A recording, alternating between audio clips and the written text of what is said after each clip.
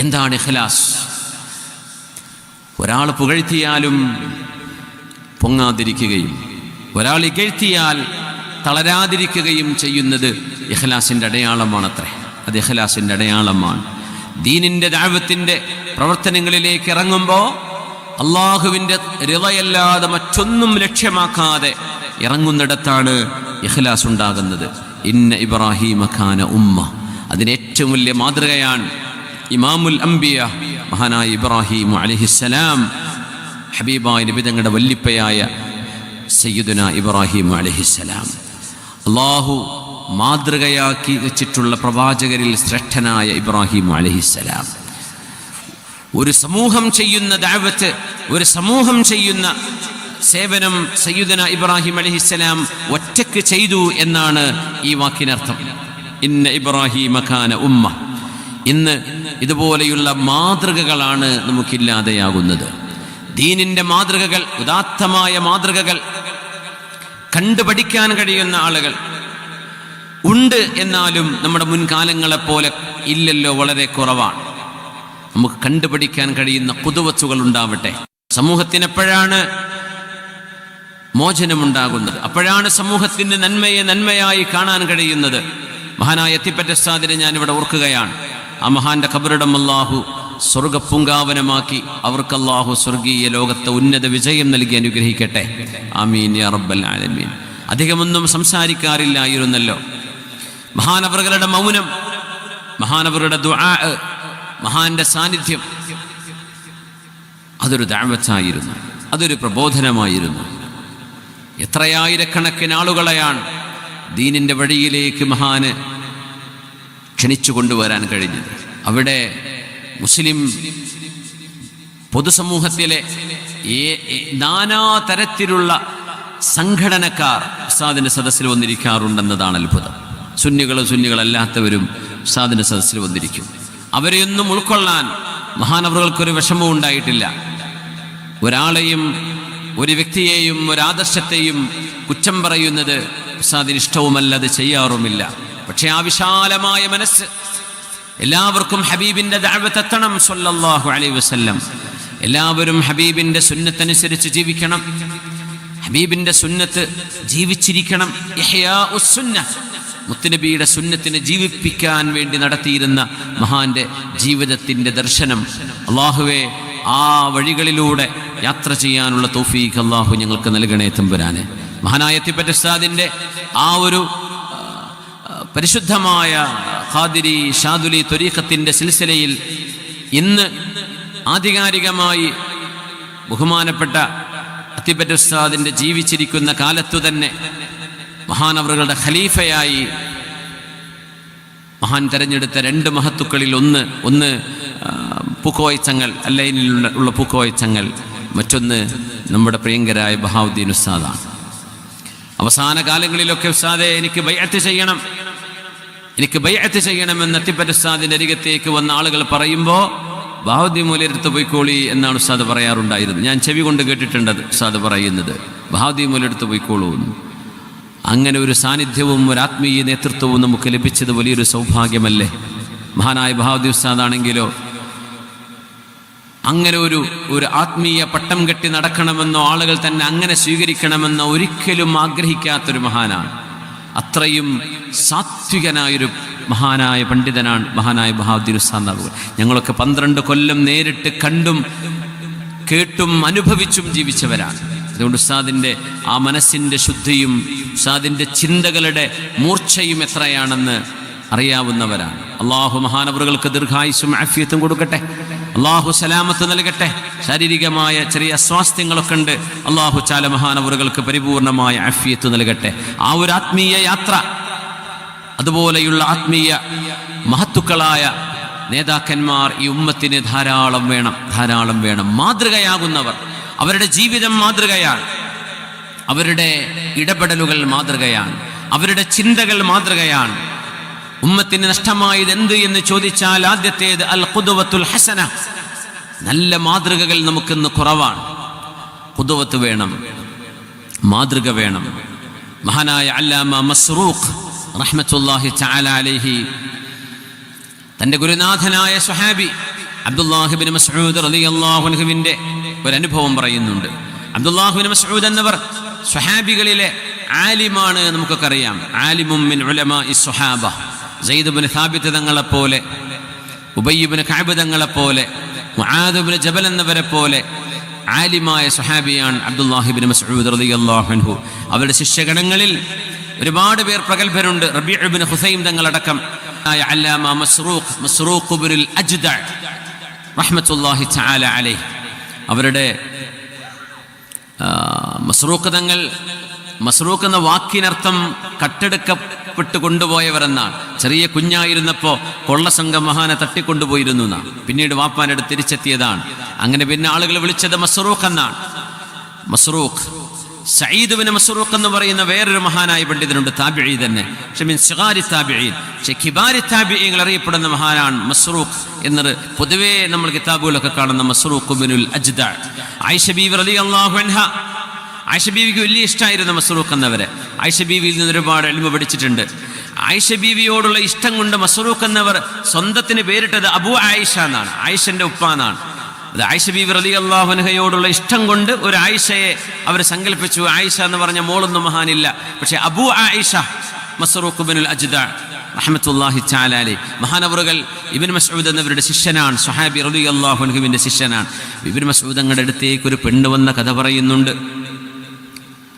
പറഞ്ഞു, ഉംബിഅതു അന്നക തൻഹാ അനിൽ വാസില.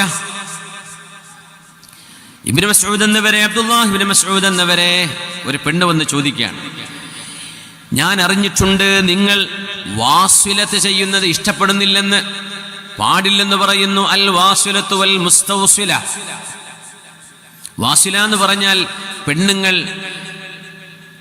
ഫേക്കായിട്ട് മുടി പിടിപ്പിക്കുന്ന പരിപാടിയാണ്. ചെറിയ മുടിയുള്ളവർ ഫേക്കായിട്ടുള്ള മുടി കൊണ്ടുവന്ന് ക്ലിപ്പിട്ടിട്ട് വലിയ മുടിയുള്ള പോലെ തോന്നിപ്പിക്കാൻ വേണ്ടി മുടിയുടെ മേൽ മുടി ചേർത്ത് വെക്കുന്നതിനാണ് വാസുലത്ത് എന്ന്, ആ പെണ്ണുങ്ങൾക്കാണ് വാസുല എന്ന് പറയാം. അത് ചെയ്തു കൊടുക്കാൻ ആവശ്യപ്പെടുന്നവരും ചെയ്തു കൊടുക്കുന്നവരെയും പുണ്യനബി തങ്ങൾ ശപിച്ചിരിക്കുന്നു എന്നാണ് ഹദീസിലുള്ളത്. ആ ഹദീസ് റിപ്പോർട്ട് ചെയ്തത് ഇബ്നു മസ്ഊദ് റളിയല്ലാഹു അൻഹു ആണ്. അവർ പെണ്ണ് വന്ന് ചോദിക്കുകയാണ്, നിങ്ങളത് നിരോധിക്കുന്നുണ്ട്, നിങ്ങളത് ചെയ്യരുത് എന്ന് പറയുന്നുവെന്ന് അറിഞ്ഞല്ലോ ഇബ്നു മസ്ഊദേ, ശരിയാണോ? മുടി വെച്ച് പിടിപ്പിക്കുന്നത് ശരിയല്ലെന്നാണല്ലോ അങ്ങ് പറയുന്നത്. ഖാല നഅം, അതെ അതെ അതെ. അവജത്തഹു ഫീ കിതാബില്ലാഹ്, അല്ലാഹുവിന്റെ കിതാബിൽ നിങ്ങളത് കണ്ടിട്ടുണ്ടോ? അം സമിഅതഹു മിൻ റസൂലില്ലാഹ്, അല്ലാഹുവിന്റെ റസൂൽ പറഞ്ഞത് കേട്ടതാണോ? ഇപ്പൊ പറഞ്ഞു, വജത്തുഹു ഫീ കിതാബില്ലാഹ് വസമിഅതുഹു മിൻ റസൂലില്ലാഹ്. അങ്ങനെ മുടി വെച്ച് പിടിപ്പിക്കരുത് എന്ന് അള്ളാഹിന്റെ കിതാബിലുണ്ട്, ഹബീബായ നബി തങ്ങൾ പറയുന്നത് ഞാൻ കേട്ടിട്ടുമുണ്ട്. ഇപ്പൊ പെണ്ണ് പറഞ്ഞു, തലൗത്ത് കിതാബല്ലാഹ്, അള്ളാഹിന്റെ കിതാബ് മുഴുവനും ഞാൻ ഓതി നോക്കിയിട്ടുണ്ട്, പക്ഷെ ഒരിടത്തും ഈ ഒരു സംഭവം ഞാൻ കണ്ടിട്ടില്ലല്ലോ. മുടി വെച്ച് പിടിപ്പിക്കരുതെന്ന് അള്ളാഹ് പറയുന്നത് കേട്ടിട്ടില്ലല്ലോ, ഖുർആനിൽ ഞാൻ കണ്ടില്ലല്ലോ എന്ന് പറഞ്ഞു ഈ ഉമ്മ. ഇബ്നു മസ്ഊദ് തങ്ങൾ പറഞ്ഞു, അതജിദീന ഫീ കിതാബില്ലാഹ്, അല്ലാഹുവിന്റെ കിതാബിൽ നിങ്ങൾ കാണുന്നുണ്ടോ ഒരു ആയത്ത്, വമാ ആതാകുമുർ റസൂലു ഫഖുദൂഹു വമാ നഹാകും അൻഹു ഫൻതഹൂ. ഈ ആയത്ത് കാണുന്നുണ്ടോ എന്ന് ചോദിച്ചു സൂറത്തുൽ ഹശ്റിൽ. കണ്ടിട്ടുണ്ട്. എന്താ അതിന്റെ അർത്ഥം? വമാ ആതാകുമുർ റസൂലു ഫഖുദൂഹു, എന്റെ റസൂല് നിങ്ങളോട് എന്താണോ ചെയ്യാൻ പറയുന്നത് അത് നിങ്ങൾ ചെയ്യണേ. വമാ നഹാകും അൻഹു, പുണ്യനബി തങ്ങൾ ചെയ്യരുത് എന്ന് പറഞ്ഞത് ഫൻതഹൂ, നിങ്ങൾ ചെയ്യരുതേ. ചെയ്യണമെന്ന് പറഞ്ഞത് ചെയ്യണം, ചെയ്യരുതെന്ന് പറഞ്ഞ് ചെയ്യരുത്. ഇത് കണ്ടിട്ടില്ലേ?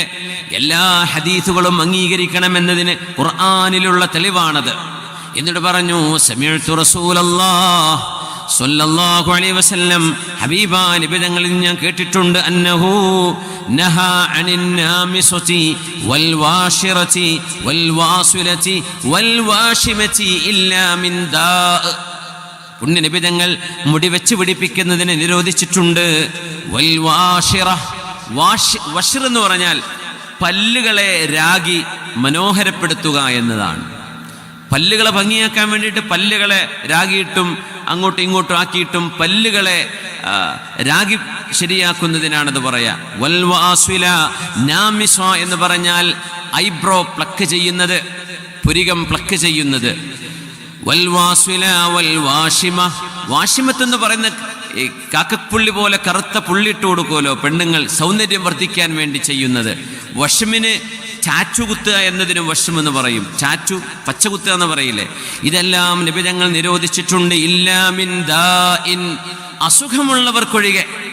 ഒരു അസുഖമായിട്ട് പല്ല് വളരെ മോശമായി വികൃതമായിരിക്കുകയാണ്, പുരികം വികൃതമായിരിക്കുകയാണ്, അങ്ങനെ എന്തെങ്കിലും വൈകൃതങ്ങളെ ശരിപ്പെടുത്തുക എന്നതിനപ്പുറം സൗന്ദര്യവർദ്ധനവിന് വേണ്ടി ഇത് ചെയ്യുന്നത് അല്ലാഹുവിന്റെ റസൂല് നിരോധിച്ചത് ഞാൻ കേട്ടിട്ടുണ്ടെന്ന് അബ്ദുല്ലാഹിബ്നു മസ്ഊദ് റളിയല്ലാഹു അൻഹു പറഞ്ഞപ്പോ ഈ പെണ്ണ് പറഞ്ഞു, അബ്ദുല്ലാഹിബ്നു മസ്ഊദേ, നിങ്ങളുടെ വീട്ടിലെ പെണ്ണുങ്ങൾ ഇത് ചെയ്യുന്നുണ്ടല്ലോ.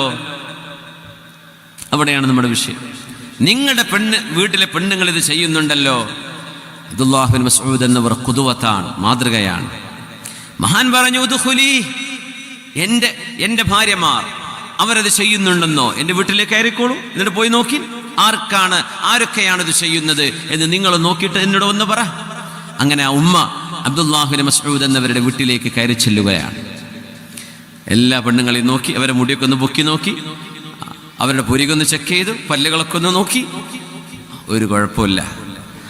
ലാ തബ്ദീല ലിഖൽഖില്ലാഹ്, അല്ലാഹുവിൻ്റെ സൃഷ്ടിപ്പിനെ മാറ്റിമറിക്കുന്ന കാര്യങ്ങളായതിൻ്റെ പേരിലാണ് ഇതിനെയൊക്കെ ശരീഅത്ത് നഹി ചെയ്യാൻ കാരണം, പാടില്ലെന്ന് പറയാൻ കാരണം. ആ ഉമ്മ പുറത്തിറങ്ങിയിട്ട് പറഞ്ഞു, ഇല്ല ഇല്ല ഇല്ല, ഞാൻ പറഞ്ഞത് പിൻവലിക്കുകയാണ്, ഞാൻ കേട്ടിട്ടില്ല, ഞാൻ കണ്ടില്ല, ഈ പറഞ്ഞതൊന്നും അങ്ങയുടെ വീട്ടുകാരിൽ ഇല്ല എന്ന് പറഞ്ഞു. ഇബ്നു മസ്ഊദ് റളിയല്ലാഹു അൻഹു ചോദിച്ചു, ഉമ്മ നിങ്ങളെ വിചാരിക്കുന്നുണ്ടോ ബഅദമാ സമിഅ്തുഹു മിൻ റസൂലില്ലാഹ്, അല്ലാഹുവിൻ്റെ റസൂലിൻ്റെ പരിശുദ്ധമായ വായിൽ നിന്ന് എൻ്റെ ചെവികളത് കേട്ടതിന് ശേഷം എൻ്റെ വീട്ടുകാർ അത് അംഗീകരിക്കാതിരിക്കുകയും അത് തന്നെ പ്രവർത്തിക്കുകയും ചെയ്യുമെന്ന് നിങ്ങൾക്ക് തോന്നുന്നുണ്ടോ? മഹാനായ മസ്റൂഖ് തങ്ങൾ പറയുകയാണ്, ഞങ്ങളുടെ മാതൃകകളായിരുന്നു പരിശുദ്ധരായ സ്വഹാബിമാർ. ആ മാതൃകയിൽ എന്തെങ്കിലും ഒരു ഖദശ്, എന്തെങ്കിലും ഒരു സ്ക്രാച്ച് അതിൽ വരുന്നത് പോലും അവരിഷ്ടപ്പെട്ടിരുന്നില്ല. അല്ലാഹു റബ്ബുൽ ഇസ്സത്ത് നമ്മുടെ വീടുകൾക്ക്, നമ്മുടെ മക്കൾക്ക്, നമ്മുടെ യുവതലമുറക്ക് മാതൃകകളായി ജീവിക്കാൻ അല്ലാഹു നമുക്ക് തൗഫീഖ് നൽകട്ടെ. ഖുർആൻ അങ്ങനെ ഒരു പ്രാർത്ഥന തന്നെ നമ്മളോട് പ്രാർത്ഥിക്കാൻ പറഞ്ഞു.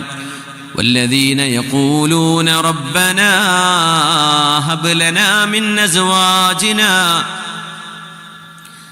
ربنا هب لنا من أزواجنا وذرياتنا قرة أعين وجعلنا للمتقين إماما. അല്ലാഹുവേ, ഞങ്ങളുടെ മക്കളിലും ഞങ്ങളുടെ ഇണകളിലും കൺകുളിർമയെ തരണേ റബ്ബേ, ഞങ്ങളെ നീ മാതൃകകളാക്കി മാറ്റിത്തരണേ തമ്പുരാനെ, മാതൃകയാക്കി തരണേ പടച്ചവനെ. ലൈത്ത് ഇബ്നു സഅദ് എന്നവർ, ലൈത്ത് ഇബ്നു സഅദ് റഹ്മത്തുള്ളാഹി തആല ഇമാം ഷാഫിഈ തങ്ങളുടെ ശൈഖാണ്, ഈജിപ്തുകാരനാണ്. ലൈത്ത് ഇബ്നു സഅദുൽ ഖൽഖശന്ദി എന്നാണ് മഹാൻ അറിയപ്പെടുക. ഇമാം ഷാഫിഈ തങ്ങൾ പറയാറുണ്ട്, ഇന്ന ലൈത്ത് ഇബ്നു സഅദ്, മഹാനായ ലൈത്ത് ഇബ്നു സഅദ് എന്നവർ അഫ്ഖഹു മിൻ ഇമാം മാലിക്, ഇമാം മാലിക് എന്ന് പറയുന്ന റഹ്മത്തുള്ളാഹി അലൈഹി മാലിക്കി മദ്ഹബിന്റെ ഇമാമു ദാരിൽ ഹിജ്റ എന്നറിയപ്പെടുന്ന മഹാനായ ഇമാം മാലിക് എന്നവർ, മാലിക്കി ഇമാമിനെക്കാളും ഇൽമുണ്ടായിരുന്ന മഹാനാണ് ലൈത്ത് ഇബ്നു സഅദ് എന്നവർ. പക്ഷേ ഇമാം മാലിക് എന്നവരുടെ അസ്ഹാബ് മാലിക് ഇമാമിന്റെ മദ്ഹബും അവരുടെ ആറാഉകളും രേഖപ്പെടുത്തിയ പോലെ ലൈത്ത് ഇബ്നു സഅദ് എന്നവരുടെ ശിഷ്യന്മാർ രേഖപ്പെടുത്താതെ പോയത് കൊണ്ടാണ്. അല്ലെങ്കിൽ ലോകമറിയപ്പെടുന്ന മഹാപണ്ഡിതൻ ഇമാം മാലിക് തങ്ങളെക്കാളും വലിയ പണ്ഡിതൻ ഇമാം ലൈത്ത് ഇബ്നു സഅദ് ആകുമായിരുന്നു. അത്ര വലിയ പണ്ഡിതനായിരുന്നു ലൈത്ത് ഇബ്നു സഅദ് റഹ്മത്തുള്ളാഹി. മിസ്രിയാണ്. ഈജിപ്ത് ലോകത്തിന് ഒരുപാട് പണ്ഡിതന്മാരെ, ഒരുപാട് ഔലിയാക്കന്മാരെ സേവനം ചെയ്തിട്ടുണ്ട്. മഹാനവറുകൾ ഹജ്ജിന്റെ സമയത്ത് മദീനയിൽ പോയ കഥ പറയുന്നുണ്ട്. ഞാൻ മദീനയിലാണ്, ഒരുപാട് ഹാജിമാർ ഹജ്ജ് കഴിഞ്ഞ് മദീനയിലെത്തിയിട്ടുണ്ട്. അന്ന് മദീന കസീറത്തു സർജീൻ, മദീനയിൽ ഒരുപാട് കുതിരകളും ഒട്ടകങ്ങളുമൊക്കെ വന്നതിൻ്റെ പേരിൽ അവിടെ അഴുക്കുണ്ടായിരുന്നു എന്ന് പറയുന്നുണ്ട്. അതായത് ഈ ജീവികളുടെ ഈ ഒരു മൃഗങ്ങളുടെയൊക്കെ കാഷ്ടം റോഡിലൊക്കെ വീണ് കിടക്കുന്നത് ധാരാളമായിരുന്നു. കാരണം ഒരുപാട് ഹാജിമാർ, ഒരുപാട് ആളുകൾ ഹജ്ജിന് വന്ന സമയമാണ്. അപ്പൊ മദീനയിൽ തിരക്കുണ്ട്. ആ തിരക്കിനിടയിൽ ഞാൻ 2 ഖുഫ ധരിച്ച് നടക്കുകയായിരുന്നു മദീനയിൽ. ഒരു ഖുഫ എന്ന് പറഞ്ഞാൽ സോക്സ് പോലെ ലെതർ കൊണ്ടുണ്ടാക്കുന്ന ഒരു വലിയ സോക്സ് ആണത്, ബൂട്ട് പോലെ കാണുന്നത്. ആ ഖുഫന്റെ മേലെ വേറൊരു ഖുഫ, അങ്ങനെ 2 ഖുഫയിട്ട് നടക്കും. അങ്ങനെ മസ്ജിദിലേക്ക് കയറുമ്പോൾ എൻ്റെ ആദ്യത്തെ ഖുഫ ഞാൻ ഒഴിവാക്കും, എന്നിട്ട് അതിനുള്ളിലെ ഖുഫ കൊണ്ട് പള്ളിയിലേക്ക് കയറും. അപ്പം 2 ഖുഫ ഞാനിട്ട് നടക്കുമ്പോൾ മഹാനായ യഹ്യ ഇബ്നു സഈദുൽ അൻസ്വാരി റഹ്മത്തുള്ളാഹി അലൈഹി എന്നോട് പറഞ്ഞു, ലാ തഫ്അൽ ഹാദാ ഫഇന്നക ഇമാമുൻ മൻദൂറുൻ ഇലൈഹി. ലൈത്ത് ഇബ്നു സഅദ്, മഹാനായ ലൈത്ത് എന്നവരെ, നിങ്ങൾ ഇങ്ങനെ 2 ഖുഫട്ട് നടന്നാൽ നിങ്ങളെ ആളുകൾ കാണുന്നുണ്ട്, നിങ്ങളെ നോക്കുന്നുണ്ട്. നിങ്ങളങ്ങനെ ചെയ്യുകയാണെങ്കിൽ ആളുകൾ അത് ചെയ്യും. 1 ഖുഫയല്ലേ വേണ്ടു, അത് കഴുകി വൃത്തിയാക്കിയാൽ പോരെ. നിങ്ങൾ 2 എണ്ണം ഇട്ട് നടക്കരുത് എന്ന് മദീന പള്ളിയിലേക്ക് ഞാൻ കയറുമ്പോൾ മഹാനായ യഹ്യ ഇബ്നു സഈദുൽ അൻസ്വാരി എന്ന് പറയുന്ന മദീനയിലെ പ്രഗത്ഭനായ ആലിം എന്നോട് പറയുകയുണ്ടായി, ഞാൻ അവിടെ വെച്ച് ഊരിയതാണ് എൻ്റെ 2ാമത്തെ ഖുഫ. ഞാൻ അഴുക്കാണെങ്കിൽ എന്തേ, അത് കഴുകി വൃത്തിയാക്കിയാൽ മതിയല്ലോ. 2 എണ്ണം ഞാൻ ധരിച്ചു കഴിഞ്ഞാൽ സാധാരണക്കാർ അതുപോലെ ഇമിറ്റേറ്റ് ചെയ്യുകയോ ഞാൻ പറയുന്നത് പോലെ ചെയ്യുകയോ ചെയ്യാനിടയുണ്ടെന്ന് പറഞ്ഞ് മഹാനവറുകളോട് അത് അഴിച്ചു വെക്കാൻ വേണ്ടി പറഞ്ഞു. ഞാനത് അഴിച്ചു വെച്ചു. ലൈത്ത് ഇബ്നു സഅദ് എന്നവർ പറയാം. കാരണം എന്തേ, അവർ ഖുദുവത്താണ്, അവർ മാതൃകയാണ്.